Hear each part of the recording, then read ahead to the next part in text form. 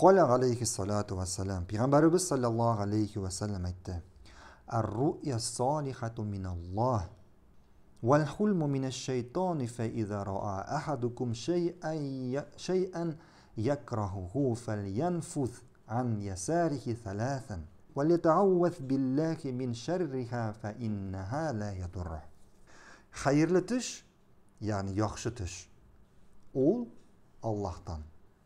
Noshor tush, yani xayrsiz tush, u shaytondan. Agar birarigiz noshor tush ko'rsa, 3 tapqir suvga taba tükürsün. Ham bu tüşnün ziyanından Allah'a sığınsın. Şu çağında bu tüş ana ziyan getirmez.